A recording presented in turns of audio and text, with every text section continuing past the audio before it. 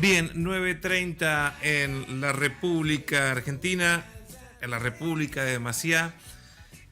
Y vamos a hablar a empezar, como les contaba ayer, les venía anticipando hoy temprano, hablar un poquito de economía política, pero ya dentro de una agenda fija en nuestra programación de la radio, de nuestra radio municipal, hablar de economía política. Y la persona que va a estar a cargo de este micro, que vamos a establecer estas conversaciones, estas charlas, y que él va a exponer semana tras semana esta realidad de la economía, de esta economía política en este micro, es una persona conocida de nuestra ciudad porque tiene amistades, tiene familiares, es oriundo de esta zona, recorrió los pasillos de la escuela pública, en este caso tengo entendido el José María Paz, y tiene su corazón obviamente muy, muy arraigado, hablando de arraigo, como diría Paco Durañona, con la República de Durazno. Le damos la bienvenida a la radio pública municipal, a un gran amigo, un gran compañero, al contador Juan Pablo Enríquez. Juan Pablo, ¿cómo estás? Buenos días, Adrián, ¿cómo les va? Un saludo gigante para toda la República de Maciá. ¿Cómo andan todos por ahí? Andamos bien, cuidándonos como corresponde, y en la lucha del cuidado como corresponde ante la realidad que estamos viviendo.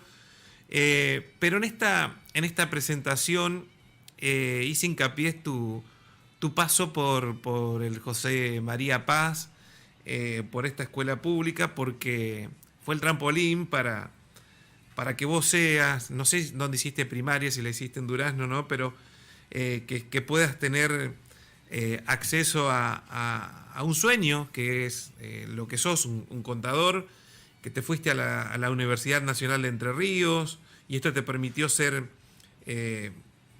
docente, por ejemplo, titular de introducción en la economía, en la Facultad de las Ciencias de la Gestión de la Universidad Autónoma de Entre Ríos, también docente del Instituto Nacional de Capacitación Política. Por eso uno entiende por dónde van tus pensamientos ideales en relación a la educación pública y a lo público. Sí, tal cual. Tengo un arraigo muy importante con lo que tiene que ver con la región. Claro. Con Durazno, que es el lugar donde nací, estuve hasta los 13 años, y desde allí me fui a Maciá, porque en aquel tiempo, estoy hablando del año 95, no teníamos colegio secundario en Durazno, después se crearon, y obviamente estudié en el José María Paz, promoción 1999, legendaria promoción. Exactamente. Muchos amigos y amigas todavía vigentes de aquel tiempo. Sí, aparte tengo a mi familia en San Maciá, así que cuando puedo me hago una escapada y voy a visitarlos. Pero bueno, acá estamos, gracias por el contacto y por establecer este vínculo. La verdad que yo no solamente valoro mucho lo que es la educación pública, sino también lo que es la comunicación pública, y he venido siguiendo el trabajo minucioso, pormenorizado, profundo, intenso que vienen haciendo ustedes desde la radio pública de Maciá, así que quería felicitarte a vos y a todo el equipo que vienen trabajando desde que asumió esta nueva gestión, poniendo en valor muchas voces que quizás antes no tenían, digamos, la publicidad, la promoción que es necesaria en estos tiempos donde hay que debatir ideas, hay que confrontar modelos de país. En este debate de idea, y para entrar ya de lleno a tu pasión, porque además de tu especialidad, pero es tu pasión, la economía política, sos un militante de la economía política, más allá de ser un militante político, ¿no? Pero sos un militante que con el grupo de tus compañeros y compañeras, el grupo Cara, hablas y hablan, y antes de la pandemia lo hacían presencialmente, porque antes de asumir el profesor Juan Diego Conti estuvieron en nuestra ciudad, en la Casa del Partido, hablando un poquito de lo que tiene que ver con la economía política y bueno, y también en esa militancia, en ese militar, la economía política, sos miembro, eso ya tiene que ver con tu militancia, de una mesa entrerriana, de una agrupación política, esta mesa entrerriana, Néstor Kirchner. Exacto. Justamente estos días me parecía el recuerdo de una de las redes sociales más conocidas, Sí.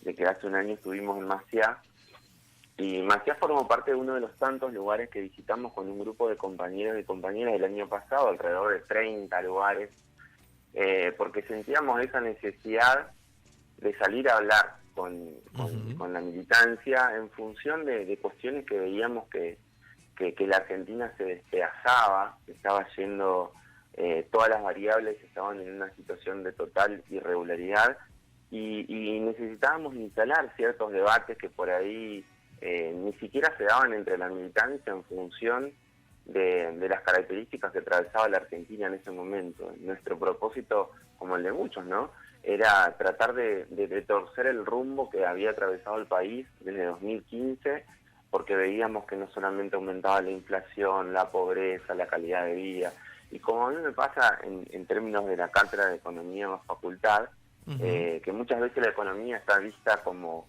una materia inaccesible. Desde la ortodoxia solamente plantean esa perspectiva de que la economía solamente debe ser discutida por especialistas, y en realidad, como decía Scalabrini Ortiz, me parece que a la economía hay que darle un vuelco de popularidad porque forma parte de nuestras acciones diarias, de nuestra calidad de vida, de nuestros sueños, de nuestras potencialidades que tenemos no solamente como seres humanos, sino también como pueblo.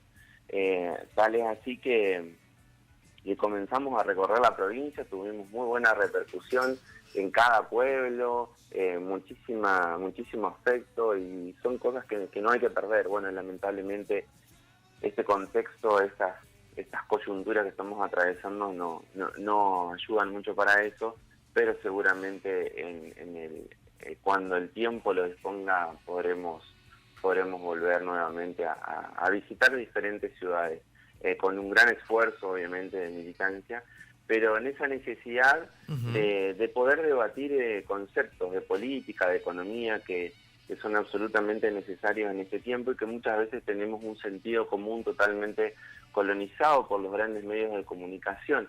Lo que nosotros vemos es que necesitamos ese debate que alguna vez supo tener la política, la militancia, que de alguna forma se ha perdido. Quizá el efecto de las redes sociales y demás no contribuye mucho para que eso se dé, pero bueno, hay que buscarle la vuelta, hay que insistir. Como decía el Che, la única lucha que se pierde es la que se abandona, así que hay que buscarle las 1000 formas de poder incentivar este tipo de conductas, ¿no?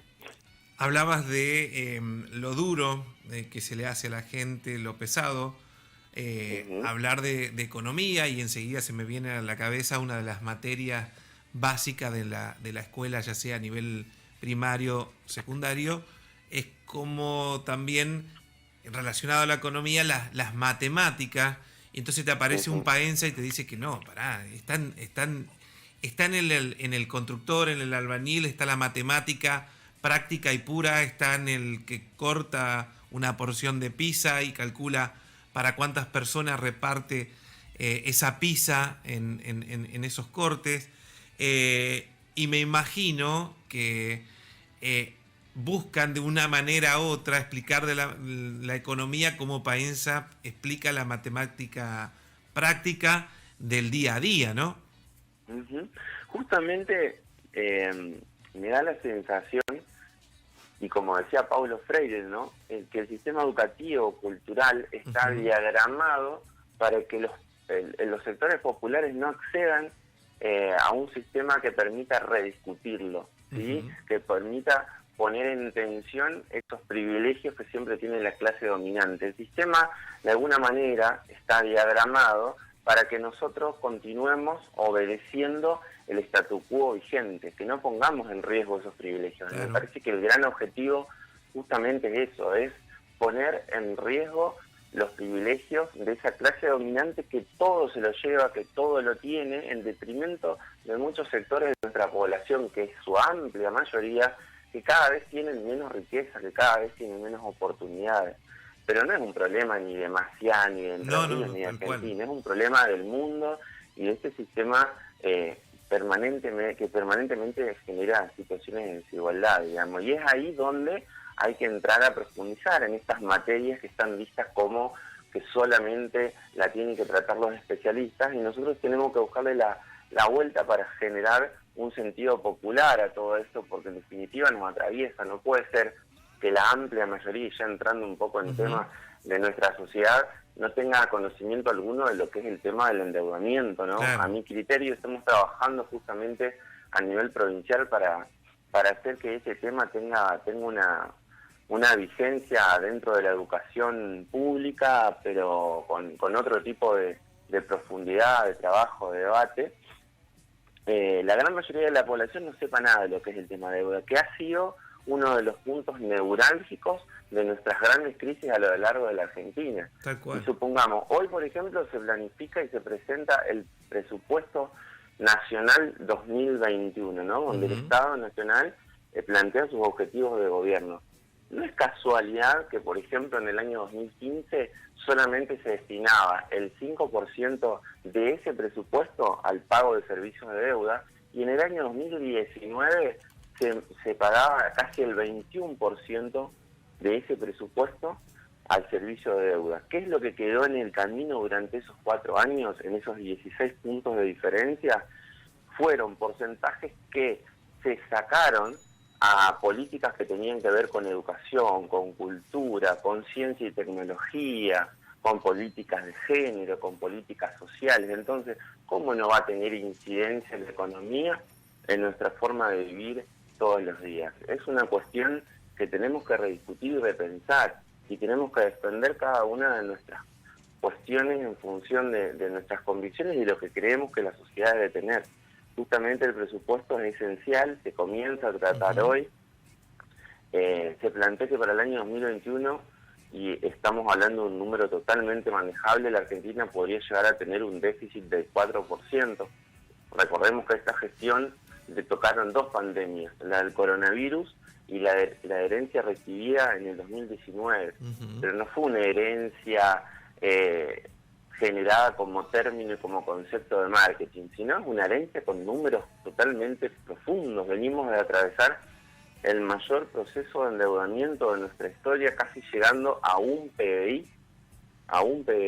El PBI de la Argentina es alrededor de 350.000 millones de dólares, y la Argentina se endeudó en 4 años más de 100.000 millones de dólares, ¿sí? De los cuales 86.000 millones de dólares fueron fugados. O sea, son recursos que no se volcaron al aparato productivo del país. Por eso es que todas las variables comenzaron a indicar situaciones de debilidad, y la Argentina no solamente aumentó su inflación, aumentó su pobreza, aumentó su indigencia. Todas las variables quedaron por el piso. Y la verdad que, como te lo planteaba recién, que nuestros procesos educativos y culturales no rediscutan, no pongan dentro de las obligatoriedades de los sistemas curriculares el tema del endeudamiento, implica que dentro de 3, 4, 8 años nuevamente pueda existir la posibilidad de que venga un nuevo proyecto político y nos genere un nuevo nivel de deuda que sea muy difícil de solucionar. Digamos, es como que nunca aprendemos de nuestros procesos históricos. Por eso yo siempre les digo a mis alumnos, y cuando tenemos la posibilidad de diagramar diferentes situaciones ligadas a charlas de formación y demás, es fundamental conocer nuestros procesos históricos. De esa manera no vamos a cometer muchísimos errores que se vienen dando, que se repiten, y que vos decís no puede ser que volvamos nuevamente con las mismas recetas que fracasan en todo el mundo. Pero bueno, es la batalla del sentido común la que impera en este mundo, y es desde donde los sectores populares tenemos que tratar de generar un sentido común que defienda nuestros intereses, porque muchas veces se ve que hay no solamente trabajadores, sino comerciantes que defienden un interés que no tiene nada que ver con sus propias posibilidades. Bueno, me parece que ahí tenemos que apuntar un poco.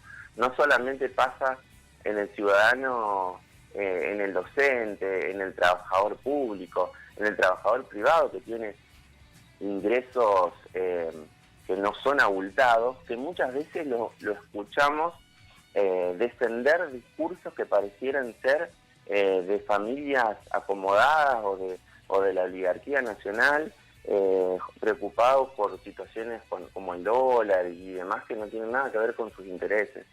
Y lo mismo pasa con muchos comerciantes que defienden un sentido común que no tiene que ver con su clase, digamos. Bueno, me parece que hay que rediscutir esas cosas, porque la verdad que nos ha traído muchísimo dolor para los argentinos y argentinas todos estos procesos de endeudamiento permanente. Juan Pablo, haciendo hincapié en el endeudamiento y para atar con decisiones en los últimos días en lo que tiene que ver con la parte económica. Primero, entender que el endeudamiento había que enfrentarlo, había que afrontar, había que arreglar con los distintos acreedores.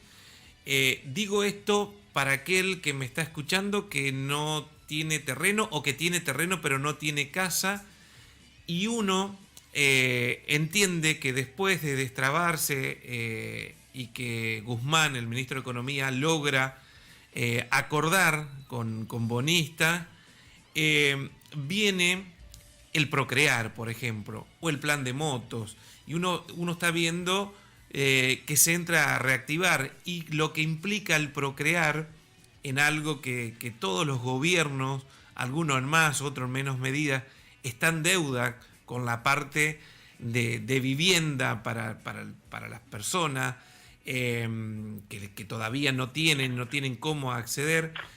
Digo esto para atar la realidad en esto que tiene que ver con destrabar de lo que estábamos endeudados, y tampoco no caer en un izquierdismo cerrado, que no pagar la deuda. No, acordar la deuda significa la libertad de poder trabajar en programas como el Procrear y otros programas que se están lanzando en los últimos días. Sí, recién hacemos mención a lo que se destinaba de presupuesto para pagar la deuda. Claro, ¿no? claro. En 4 años pasamos del 4%, del 5% al 21%. Bueno, justamente todo ese porcentaje, con esta renegociación histórica que ha hecho la Argentina, por eso me parece que hay que reconocer el rol de un funcionario como es Martín Guzmán, de muy perfil bajo, que ha sido totalmente agraviado por el establishment económico y de comunicación. Hizo una renegociación histórica. Estamos hablando de que toda la composición de deuda, la primera parte que le tocó solucionar a Martín Guzmán fueron los 66.000 millones de dólares que tenían que ver con bonistas extranjeros, los cuales tenían una cláusula de acción legal en el extranjero, que en su momento fue lo que nos trajo mucho dolor de cabeza con los fondos buitres. Bueno, de eso se renegoció el 99% del total de la deuda, lo cual no dio lugar a que en el futuro se haga ninguna acción, cláusula de acción colectiva en términos legales hacia la Argentina. Lo importante de todo esto es que durante un plazo importante de tiempo, sobre todo lo que va a hacer esta gestión, Argentina no va a tener que generar pagos importantes vinculados con su deuda externa, y a esos recursos los va a poder volcar justamente al aparato productivo del país para que la economía comience a crecer y comience a generar las rentabilidades necesarias que no solamente nos permitan afrontar obligaciones con el exterior, sino que también y sobre todo nos permitan potenciar ese mercado interno dinámico y ese círculo virtuoso de la economía que la Argentina siempre ha tenido y que siempre nos ha sacado de las crisis. En ese sentido, recientemente se relanzó de alguna forma el programa Procrear, pero no a modo de estafa con un nivel de indexación UVA, como pasó en la gestión anterior, que mucha gente empezó a pagar cuotas de 3.000 pesos y al año tenía que pagar 15.000 pesos, y mucha gente tuvo que dejar, no solamente en términos de vivienda, sino también en términos de de la industria automotriz. Bueno, ahora son tasas subsidiadas, con cuotas totalmente accesibles para las clases populares. Y bueno, por ejemplo, en mi caso formo parte de esos centenares de miles de argentinos que en un tiempo no muy lejano en la Argentina pudo construirse su propia vivienda con el programa Procrear, que no solamente es una inyección de recursos para esas familias que se hacen la vivienda, sino que también motoriza todo el mercado interno. No sé si ustedes lo pueden Totalmente ver, o en su momento lo veían en Maciá. En Maciá te sumo a lo que estás diciendo. Vos tenías 3, a lo sumo 4 familias tradicionales que se dedicaban a la construcción. Cuando vino el tema de Procrear, de las viviendas que venían en la última gestión, sobre todo de Cristina Fernández, vos veías que ya los propios empleados entraron a formar su pequeña pyme o empresa, y en Maciá se vio mucho cómo se contuvo laboralmente.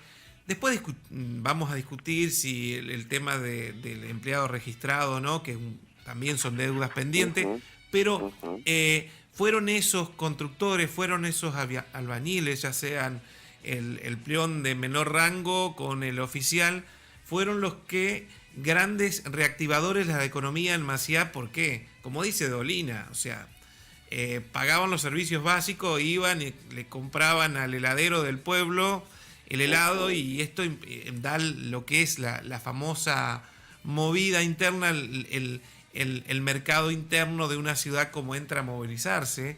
Y bueno, esto lo vimos, fue algo concreto en Maciá. Vos lo ves en Guardamonte, Juan Pablo, y en Durazno también. Nada, nuestras infancias son prácticamente la misma generación, y vos sabías que tal casa estaba al lado de un árbol y había un descampado, y anda hoy a Durazno, a Guardamonte, y vas viendo, ni hablar Maciá cómo ha crecido en el tema de la construcción de viviendas, ¿no? Tal cual.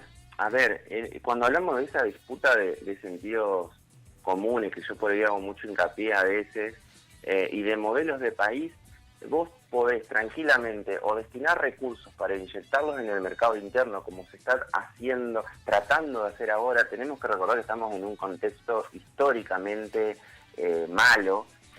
Mundialmente Malo, donde seguramente las consecuencias van a ser peores que la crisis del 30. Escuchen bien esto, porque no es algo menor, y que muchas veces cuando los analistas descontextualizan, sobre todo esa rama de libertarios y demás, que le está haciendo muy mal a la cabeza de mucha gente, y que no le pegan a una, pero bueno, hacen mucho daño en ese sentido común, no estamos teniendo en cuenta estas cuestiones que son reales, que tienen que ver con los derechos de la gente y sobre todo con la calidad de vida.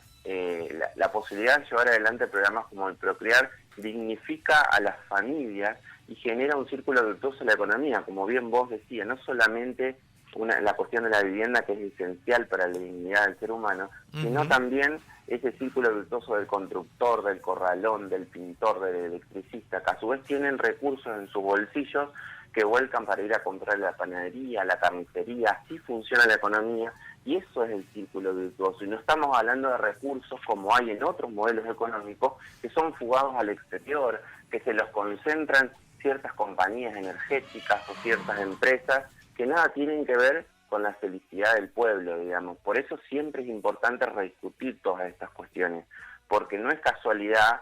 Y yo me acuerdo que en el 2015 hubo muchos beneficiarios de Procrear, y sinceramente me daba mucha angustia eso, porque uno que más o menos maneja ciertos contenidos históricos y demás, veía venir todo lo que la Argentina atravesó luego, que terminaron eligiendo una alternativa que era opuesta a la que les había dado a esas familias la posibilidad de tener su vivienda propia. Tal cual. Y eso sinceramente no pasaba solamente con el Procrear, sino con un montón de medidas populares tendientes a mejorarle la calidad de vida. Y bueno, eso denotaba una falta de sujeto político, de conciencia ciudadana, justamente de analizarlo en qué lugar nos paramos como pueblo, ¿no? Porque seguramente los proyectos populares tienen muchísimas debilidades, muchas cosas por corregir, pero seguramente también son la única vía que tiene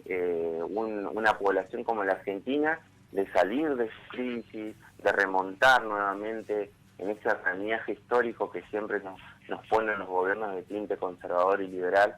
Pero bueno, es la disputa de modelos, es la disputa de país que se va dando. Juan Pablo, perdón que te interrumpa, y quiero agregar esto del procrear, la transparencia para acceder. Digo esto porque, a gente siga o no siga los ideales del gobierno, esto va a sorteo, vos ven tus condiciones. Sí, totalmente. Digo, la manera transparente y democrática, agrego a lo que vos decís, que gente que pudo acceder ante este programa, lo que tiene que ver con el procrear, fue y eligió a algo que era sabido que iba a cortar este programa. Y no estábamos hablando que tenga que votarla a Cristina, pero por lo menos votar algo parecido a partidos, a espacios políticos que contengan proyectos de esto. Bueno, yo creo que en aquel tiempo hubo una gran estafa, estafa electoral que fue parte de la campaña del gobierno de Macri, cuando hablaba que iba a bajar el impuesto a las ganancias y demás, duplicó la cantidad de trabajadores que pagaban el impuesto a las ganancias, montones de puntos neurálgicos, pero que esa estafa... Hay video de Sturzenegger corroborando esa estafa cuando daba charlas catedráticamente en Estados Unidos. Bueno, ahora te voy a contar algo de Sturzenegger justamente, pero eso solamente se da en un escenario donde hay una gran despolitización de la ciudadanía, o sea, desconocer lo que era Macri, lo que representa Macri para nuestra historia, que tuvo que ver con un gran periodo de corrupción y de enriquecimiento desde la dictadura a esta parte, donde siempre formaron parte de los negociados más espurios de la patria contratista con el Estado y demás, y creerle cada una de esas cuestiones era una falacia, digamos. Pero bueno, muchísima parte de la población creyó, seguramente se cometieron errores, como pasó siempre en los proyectos populares, veníamos de 12 años en gestión, pero se torció el rumbo y le hizo mucho mal a la sociedad y al país una gestión que nos tiene que volver nuevamente a reconstruir la patria y nunca aprendemos. Y bueno, el caso de Sturzenegger es crucial, digamos. Sturzenegger formó parte del gobierno de la Alianza, fue secretario de Política Económica, es decir, el viceministro de Economía, formó parte de situaciones ligadas al blindaje, al megacanje, y después de 12, 13, 15 años volvió a la gestión y la mayor parte de la gente ni siquiera se acordaba de quién era, porque fíjense que los ministros de Economía que responden a los intereses de la clase dominante nunca van presos, nunca tienen causas judiciales. Es muy perverso ese entramado que existe entre el poder judicial y el poder económico, porque quienes responden al poder económico desde la política nunca tienen causas judiciales, siempre salen airosos de todo. En cambio, quienes forman parte de proyectos populares que de alguna manera ponen en riesgo los privilegios de ese poder económico, siempre andan deambulando por la justicia permanentemente con causas. También son discusiones que hay que dar. Y con escraches mediáticos judiciales. Y esto no es de nuevo, esto le pasaba a Perón en la década del 50, en la década del 40. A muchos radicales de larga historia les ha pasado eso. Y exactamente, a Irigoyen. Digo para que el que lo está escuchando diga, no solamente que se está victimizando a lo que vienen de ideología peronista, sino que hubo radicales. Yo me atrevería a hablar de popular y antipopular. Porque el peronismo es popular y el radicalismo también tiene una esencia popular. Lamentablemente muchos sectores vinculados al radicalismo que levantan la bandera de Irigoyen y levantan la bandera de Alfonsín después terminan apoyando a personajes como Macri que no tienen nada que ver con su historia, digamos, y eso forma parte de un desconocimiento de nuestros procesos culturales, históricos y demás, que es de una gravedad extrema y que amerita una rediscusión de todo. Cuando yo te decía recién lo del Poder Judicial y su incidencia, fíjense lo que pasó en Brasil con Lula, fíjense lo que acaba de pasar en Bolivia, en Ecuador, proscribiendo a Evo Morales, que ha sido el mejor presidente de la historia de Bolivia, y a Rafael Correa, que ha sido el mejor presidente de la historia de Ecuador. En cuanto no hay número y no hay calidad de vida que digan lo contrario, digamos. Entonces, estamos ante una grave crisis institucional que no tiene que ver con esa defensa de la Constitución y con esa libertad de mercado que suelen pregonar los anticuarentena cuando van en cantidad cada vez menor a las plazas, en una situación de total irresponsabilidad, sino que tiene que ver con la defensa de lo nuestro, ¿no? Y bueno, nos queda muchísimo para hablar, discutir, debatir. Hay gran cantidad de temáticas para continuar tratando, por ejemplo, el tema del dólar. Claro. En este momento estamos atravesando una situación bastante compleja. Recordemos que cuando estábamos en marzo había alrededor de 1 millón de personas que compraban los $200 mensuales, producto de la restricción que generó el gobierno de Mauricio Macri, pero eso se extendió prácticamente a 5 millones de personas en la actualidad, lo cual genera una sangría bastante importante de dólares mensuales que este proyecto político ni cualquiera está en condiciones de afrontar. Así que se están generando las medidas necesarias para poder de alguna manera controlar esa situación, y esas medidas tienen que ver con la generación justamente de plazos fijos atados a tipo de cambio y atado a la inflación, como para hacer una inversión lo más aceptable posible para aquellos que tengan, en vez de comprar dólares, compren pesos, pero que no pierdan el poder adquisitivo a lo largo del tiempo, que siempre ha sido una de las grandes dualidades y debilidades que ha tenido nuestra economía nacional.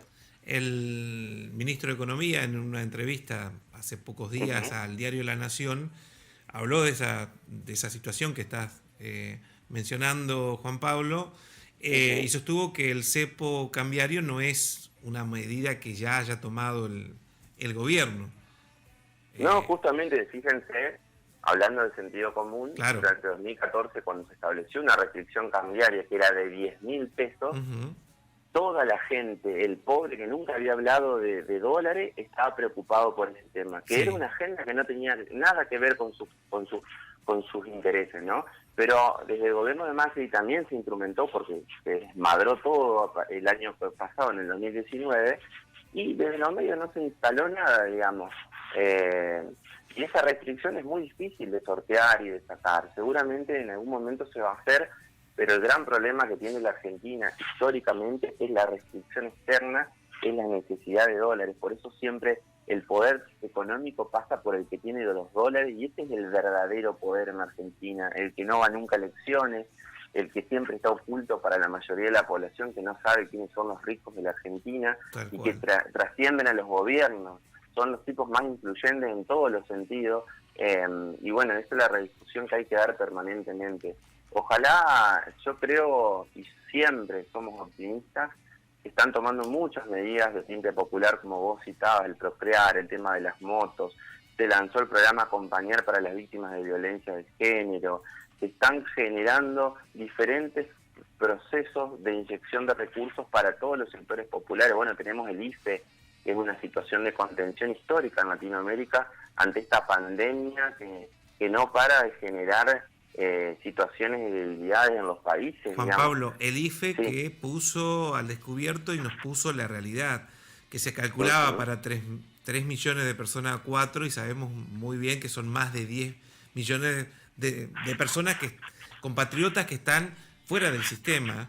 Están fuera del sistema. Creo que el gran objetivo de este proyecto popular que gobierna hoy en la Argentina es visibilizar a esos compatriotas que están fuera del sistema, y darles una mejor calidad de vida, darles oportunidades de trabajo, digamos. Creo que pasa por ahí. Es muy difícil de reconstruir eso, pero eso denota, digamos, de que cuando atraviesa la gestión un proyecto que está ligado a los intereses del poder económico, deja ese tipo de consecuencias, deja compatriotas sin oportunidades, deja compatriotas sin esperanzas, compatriotas que no tienen posibilidades de trabajo registrados y demás, y las consecuencias son dramáticas. El Estado tiene que estar más presente que nunca en esa dicotomía de mercado versus Estado. Ha quedado muy claro luego de esta pandemia que sin Estado no podemos llegar a ningún lado. Tal cual. el que se ha hecho cargo de todas las situaciones, de todos los problemas de la sociedad, ha sido el Estado, a través de la salud pública, a través de la inyección de recursos para que esas personas que hoy o no pueden trabajar por efecto de la pandemia o porque la economía no viene funcionando, tengan un acompañamiento del Estado, que quizá no es el que alcance, digamos, para soportar, pero es un acompañamiento importante. Esa es la dicotomía que siempre ocurre, o un Estado débil o un Estado fuerte. El Estado tiene que ser cada vez más fuerte porque el mercado es salvaje, es ambicioso y siempre va a tratar de concentrar la riqueza en pocas manos, que es un problema que atraviesa el mundo, dejando afuera a gran parte de la población. Es la discusión del próximo tiempo y ojalá se puedan proteger esos proyectos populares que con muchas debilidades, con errores seguramente, pero son los que van marcando una luz de esperanza para que la gran mayoría de nuestros compatriotas acceda a una mejor calidad de vida, pueda construir su ranchito, pueda comprarse su autito, pueda irse de vacaciones una vez al año, pueda comerse el asadito el fin de semana, y esas son las cuestiones que hacen a nuestros sentidos de felicidad también como pueblo. No estamos pretendiendo mucho, estamos pretendiendo vivir en una sociedad un poco más justa, con mayores derechos, con mayor dignidad, y de eso se trata un poco la vida también.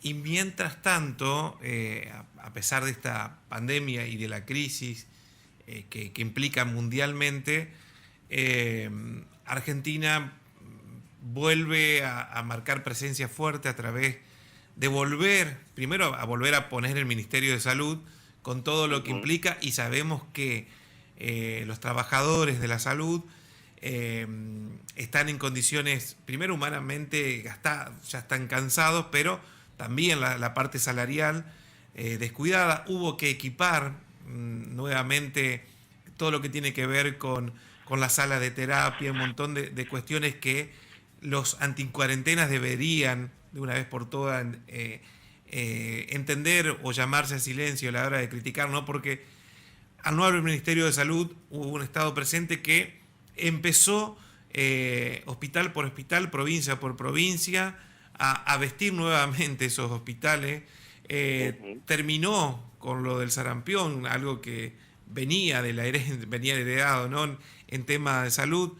Se quedó al descubierto en la parte de educación el tema de la conectividad, por eso ahora se está enfocando en el plan Conectar nuevamente. Digo esto porque mientras tanto el Estado está presente en salud, buscándole en educación llegar a que todos los trabajadores tengan sus salarios dignos, lo mismo en salud, en lo que tiene que ver con el plan Conectar. Paralelo a esto se lanza un nuevo satélite, y es una manera de ir marcando que el Estado está presente, pero quiero remarcar esto. Macri generaba una sensación de centralismo en lo que tiene que ver con la coparticipación y un montón de cuestiones, y yendo a la actualidad en este conflicto que vimos de aquellos policías, que sí, hay que decir la verdad, y lo reconoce el propio gobernador y el propio presidente, con sueldos paupérrimos, que son también los que están en primera línea. Lo que sí se criticó fue el modo en algunos policías de la protesta, pero eso destrabó, yendo a lo económico, y puso en evidencia el Estado Nacional federalizando la cuestión de coparticipación. Por eso tuvo el apoyo de 19 gobernadores la decisión de ese 1% que todos titulan la quita hacia Rodríguez Larreta, pero en realidad me gustaría que lo explique cómo nace todo este aporte que en su momento el gobierno nacional le hizo extraordinariamente a la capital federal. Sí, es un tema más que interesante, el tema de nuestras coparticipaciones y de nuestro sistema federal, que si vamos a analizar un poco el monto, estamos hablando de algo así como 35.000 millones, no es un monto importante para lo que son las finanzas de la Argentina.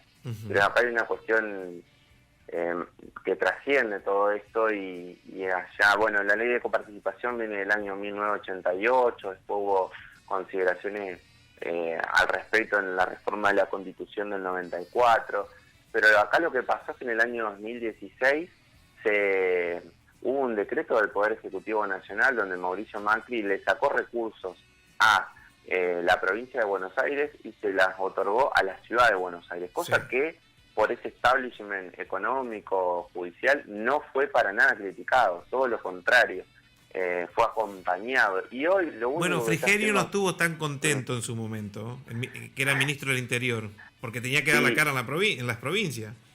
hizo algunas consideraciones, pero formaba parte del mismo esquema, digamos, tampoco lo Totalmente, defendamos. nadie lo está, pero digo, cómo se centralizó la cuestión, ¿no? No, justamente, o sea, lo que hizo Alberto Fernández, y ni siquiera está recomponiendo el traslado porque el porcentaje de 2016 que se trasladó a la ciudad fue superior al 3% y ahora estamos hablando de, no llega al 2%, Claro. Es un porcentaje mucho menor. Para que ustedes se den una idea, a ver, la población de la ciudad de Buenos Aires, que es alrededor de 3 millones de compatriotas, tiene un presupuesto de 470.000 millones de pesos. Sí.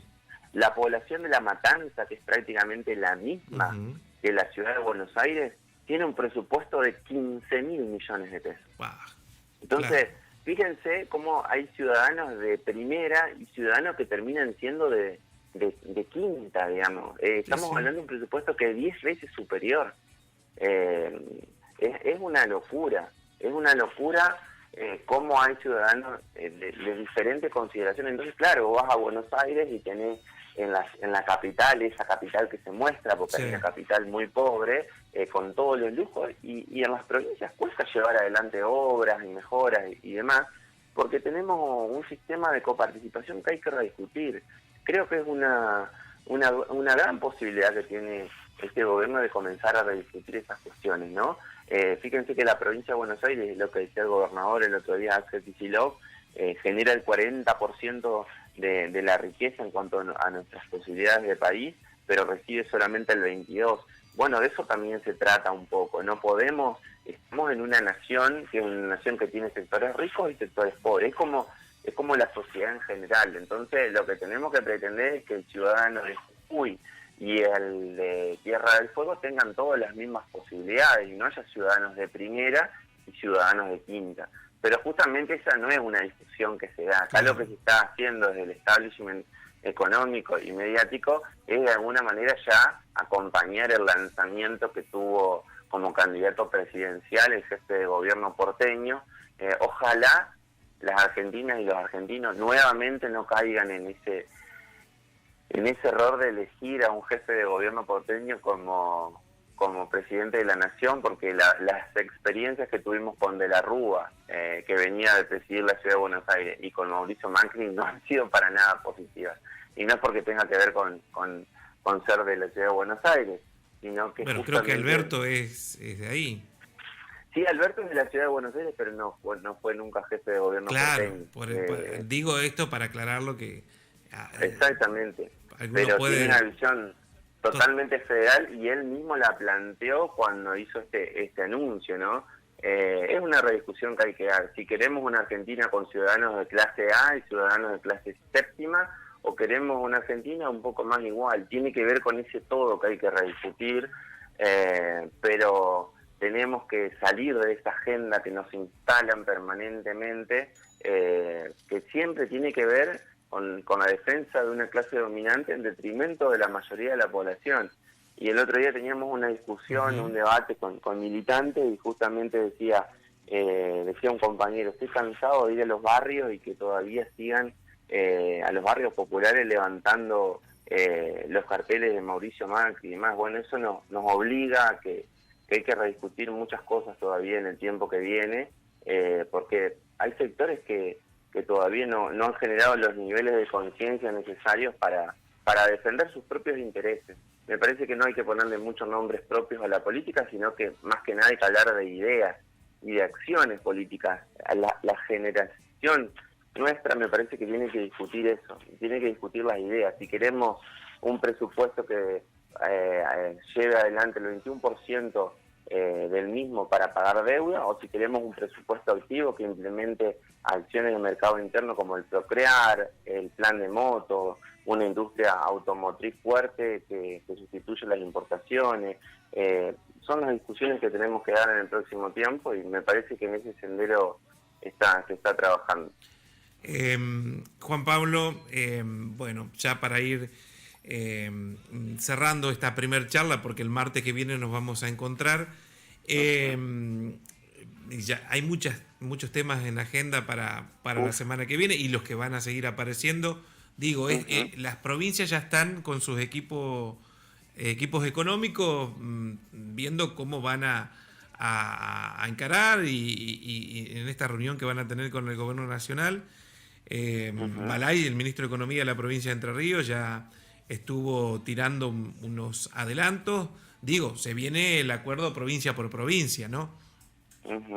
Sí, en ese sentido es bueno siempre, sí, sobre todo porque se discutía en las elecciones del 2019, es saber que tanto los municipios como las provincias tienen una enorme dependencia de lo que es una gestión nacional de la macroeconomía. Tal cual. Entonces, no se puede pensar una provincia y un municipio aislados de un proyecto de país.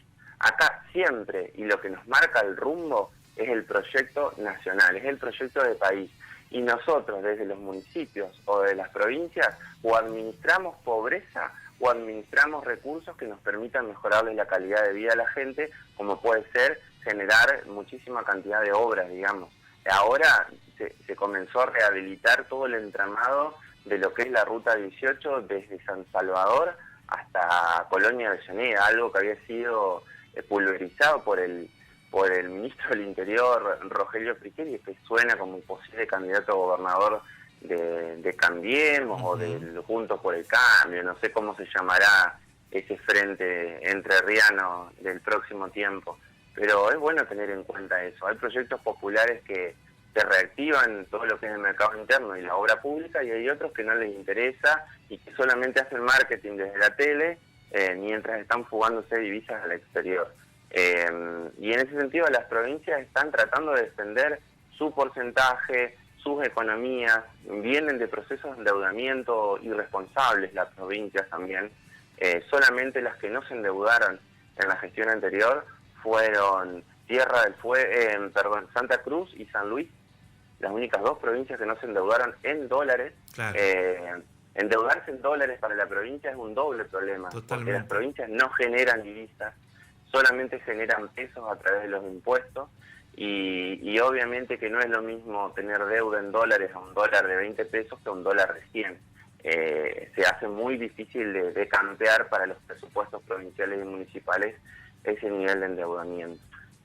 Bueno, ojalá sea lo mejor para las provincias y sobre todo para la nuestra, que tiene muchas cosas postergadas, que ha estado estancado durante mucho tiempo y que tiene un potencial enorme, un potencial productivo en cada una de su distribución geográfica, que seguramente se va a colocar como de las grandes provincias que debe ser Entre Ríos por su capacidad productiva, por su ubicación geográfica y por toda su potencialidad en cuanto a la riqueza que tiene distribuida, ¿no? Juan Pablo, ¿por dónde vas a andar a nivel redes sociales, Zoom, medios esta semana? Justamente nosotros desde el centro de estudio que tenemos acá en Paraná, estamos organizando charlas, y este viernes vamos a están invitados. Bien. Nuestro centro de estudio se llama Cara Entre Ríos, sí. Lo pueden buscar en Facebook, y vamos a estar compartiendo con el secretario general de ANSES, con Santiago Fraschina, que es un economista joven de esta nueva generación, de una enorme capacidad. Santiago es el director de la carrera de Economía de la Universidad Nacional de Avellaneda, y sobre todo es un militante, un tipo que tiene una enorme sensibilidad social. Si pueden ver esa charla, lo van a ver. ¿A qué hora el día viernes? Es el día viernes a las 19 horas. Bien. También bien, nos va a estar acompañando, ese día nos va a estar acompañando la diputada provincial Estefanía Cora, y una joven estudiante de economía que es oriunda de Rosario del Tala y de la zona de Belén Jerez. Así que bueno, por privado vamos a coordinar una entrevista si vos nos pasás el contacto. Sí. Por Sí, supuesto. Belén Jerez, la he escuchado y nos interesaría entrevistarla. Así que Ujú. bueno, muy recomendable lo del viernes a las 19 horas. Y después, ¿qué recomendaciones Y de después tenemos economista? otra actividad Ujú. que se llama, estamos presentando, y tiene que ver con lo que veníamos hablando, Crisis Económicas Argentinas. Sí. Es un libro de un joven economista que se llama Julián Chicari, que Ujú, fíjense, tiene mi edad, 38 años ujú. aproximadamente, es doctor en ciencias sociales, es psicólogo, economista, historiador, filósofo, investigador del CONICET, tiene de esas cabecitas que no se dan muy habituales. Ha hecho un libro muy bueno sobre las crisis económicas argentinas que te explica todo lo que hay que entender para saber hacia dónde tenemos que ir. Bueno, eso va a ser el jueves 24 de septiembre a las Ujú. 20 horas y nos van a estar acompañando dos escritores muy grosos que tenemos acá en Entre Ríos. Una de ellas es Angelina Usino Lleros y el otro es Francisco Senegalia, Ah, un Francisco, sí, compañero sí, que ha sí. escrito gran cantidad de libros, sobre todo en la No, defensa de lo que es el artiguismo, ¿no? sí, no escribió de Eh, López Jordán. Exactamente, su Sí, sí, último sí. libro de El López último. Jordán debe ser uno de los cultores e historiadores más importantes que tiene nuestra provincia y es importante poder reivindicar a esos caudillos que todavía tenemos que Che, defiender las ideas del Juan pueblo. Pablo, además de Sí. columnista, y vas a terminar siendo prácticamente un productor, digo por los nombres que estás tirando y de las ideas que se me vienen a la cabeza Sí, para sí, la con programación de la todo gusto, radio. No, y con todo digo, gusto, yo creo que... y recomendar Ujú. páginas, qué sé yo. El Rulo de la Torre con su motor económico es algo que Sí, es muy recomendable, ¿no? Julia sí, Estrada, totalmente. ¿me entendés?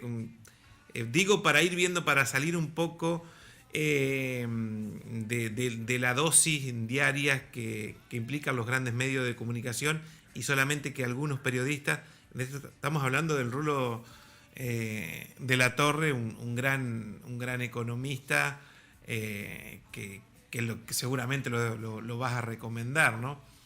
Sí, hemos estado charlando en ese ciclo que te digo Sí, también con el Rulo de la Torre. los Eh, escuché, lo estuve viendo. sí, sí, sí, Una es claridad. muy...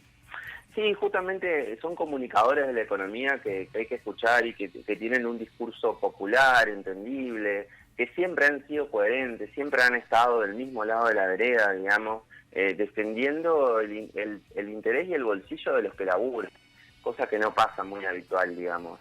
No es lo mismo Marcelo Bonelli en Ujú. Radio Mitre y en el Grupo Clarín, que él tiene una clara defensa a los intereses de una clase dominante, que el Rulo de la Torre, digamos. Pero bueno, eso también tiene que ser una discusión de nuestros tiempos y que la realidad es la que va dejando en claro todo, de qué lado de la vereda está cada uno. Lamentablemente hay muchos que responden a intereses que no tienen nada que ver con el interés del pueblo, pero esa es la discusión que hay que dar en el presente y en el futuro. Ojalá podamos contribuir en este humilde espacio a aportar algunos conceptos, algunas discusiones, algunos debates que permitan esclarecer ideas y también que podamos aportar algunos vínculos que contribuyan a darle el prestigio que ya viene teniendo desde esta nueva gestión la radio pública de Maciá. Juan Pablo, un placer. Vamos a estar en contacto seguramente y bueno, y hasta el próximo martes, ya en esto que va a ser un clásico de los martes a las 9:30 en la mañana de la radio municipal. Te agradezco Bueno, mucho. un saludo gigante para ustedes, gracias por la oportunidad. Tengo mi corazón muy ligado a la ciudad de Maciá, con muchas amistades, con familiares, así que es un placer aportar parte de mi tiempo, de mi vida para conversar con ustedes. Abrazo grande, Juan Pablo. A ustedes también, un abrazo.